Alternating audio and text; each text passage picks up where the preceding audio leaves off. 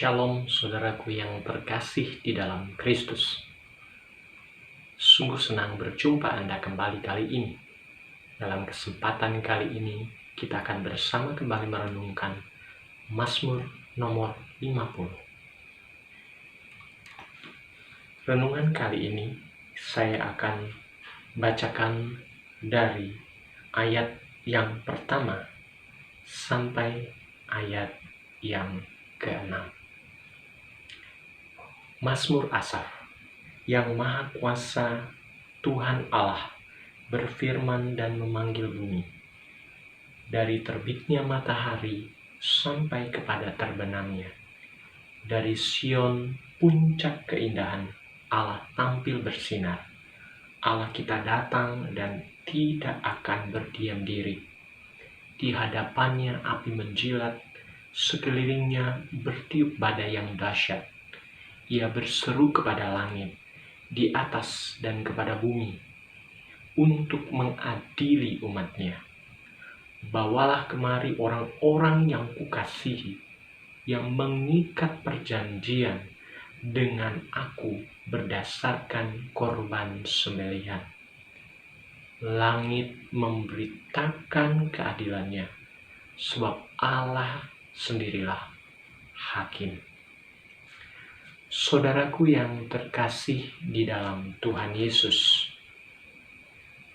suatu ketika dalam sebuah kota terjadilah masalah yang sangat besar dan sulit dipecahkan.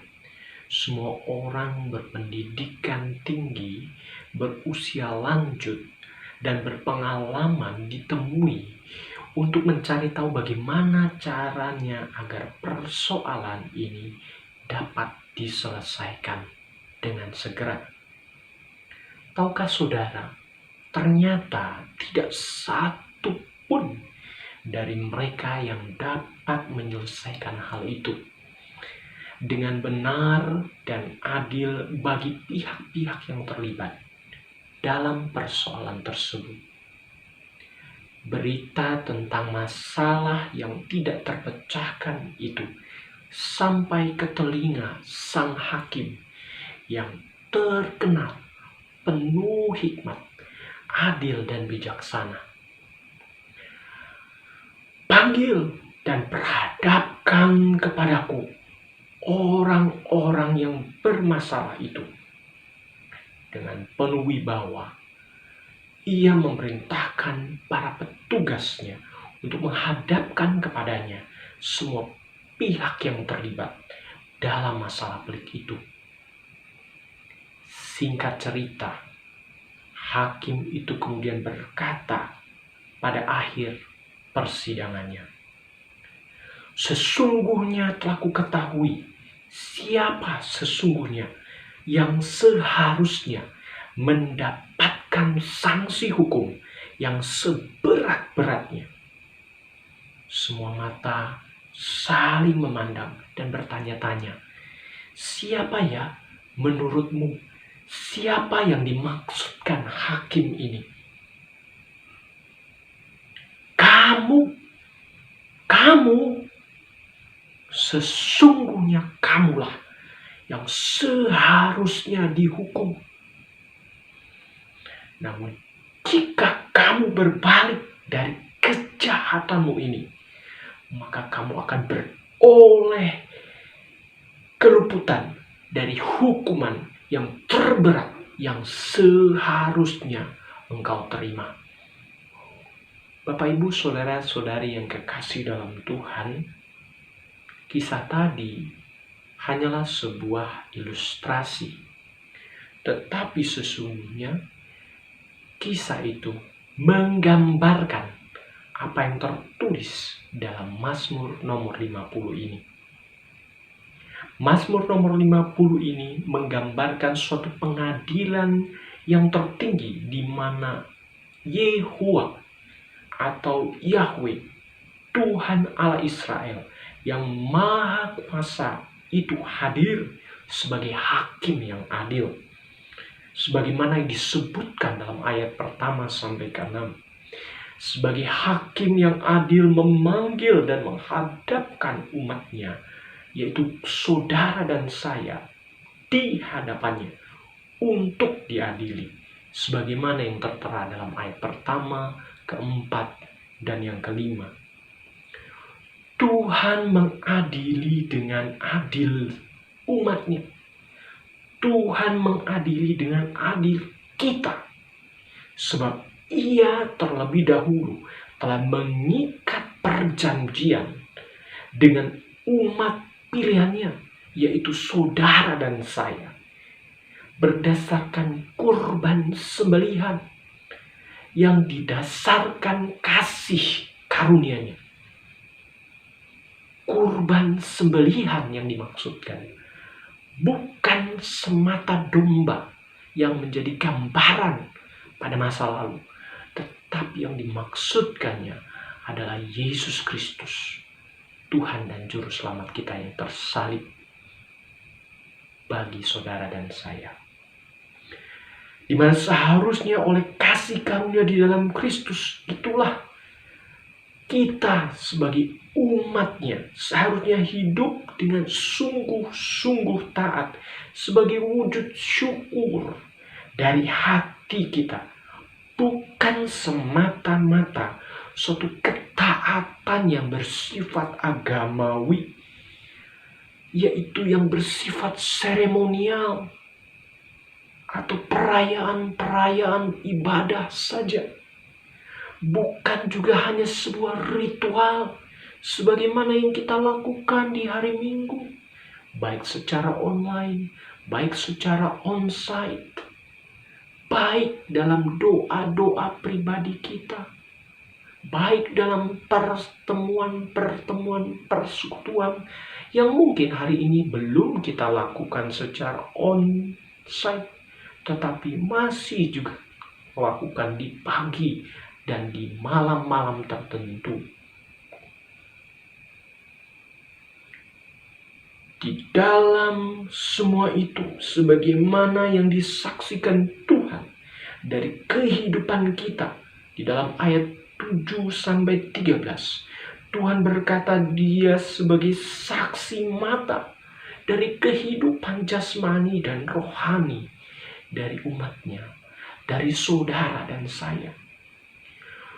Tuhan Allah menjadi Allah kita, umatnya, bukan karena keinginan kita atau pemberian atau persembahan kita. Seakan-akan Tuhan membutuhkan kita atau apa-apa yang kita berikan kepada Tuhan, melainkan semata adalah sebab Tuhan sendiri yang menghendakinya. Tuhan sendiri yang menghendaki kita menjadi milik kepunyaannya. Sebab itu sepatutnya kita memperhatikan hal-hal sebagai berikut. Yang pertama, mari kita merendahkan diri kita dalam ucapan syukur, menepati janji iman kita, dan berseru dalam doa kita, khususnya sebagaimana ditulis dalam ayat 14, 15, dan 22 dalam bagian ini. Dalam masa-masa sukar seperti saat ini kepada Tuhan Allah kita. Yang kedua, mari kita kembali mengindahkan peringatan, teguran, serta ajaran-ajaran firman Tuhan sebagaimana yang ditulis dalam ayat 16 dan 17 kepada kita, baik yang dahulu pernah dilakukan kepada kita dalam setiap kesempatan, sekarang maupun akan datang, termasuk melalui renungan hari ini. Janganlah kita berpikir bahwa ketika kita mengerti dan mengetahui banyak hal tentang kebenaran firman Tuhan, kemudian hidup kita tidak perlu berpadanan dengan hal itu. Ini pikiran yang salah yang harus kita buang jauh-jauh dari hati kita, dari pikiran kita, dari hidup kita. Atau jika kita tahu apa yang dituntut oleh Allah dari kita, yaitu untuk hidup dalam kekudusannya, namun kita tidak melakukannya dengan setia. Seakan-akan kita mau berkata bahwa Allah tidak akan berbuat apa-apa kepada kita sebagai balasannya, sebagaimana yang ditulis dalam ayat 21 dan 22. Kita mengacuhkan atau kita tidak mengindahkan hukum-hukumnya, sebagaimana yang ditulis dalam ayat 16 dan 17 tadi.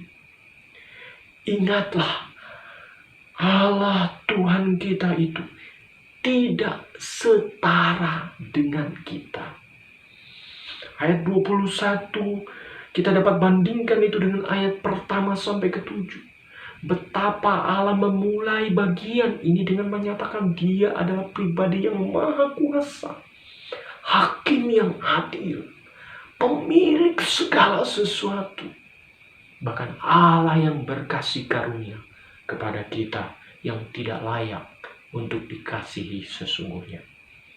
Ini adalah suatu peringatan yang serius dan keras bagi kita sebagai umat Tuhan karena Kristus.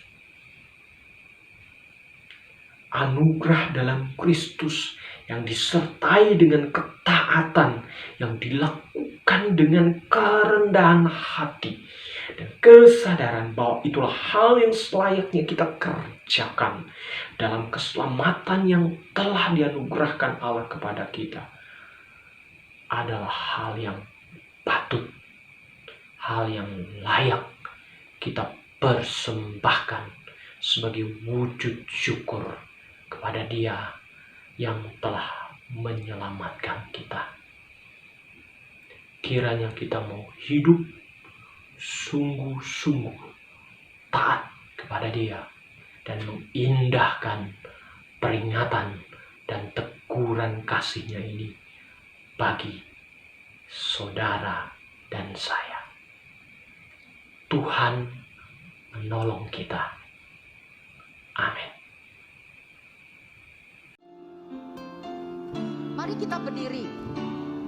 Yang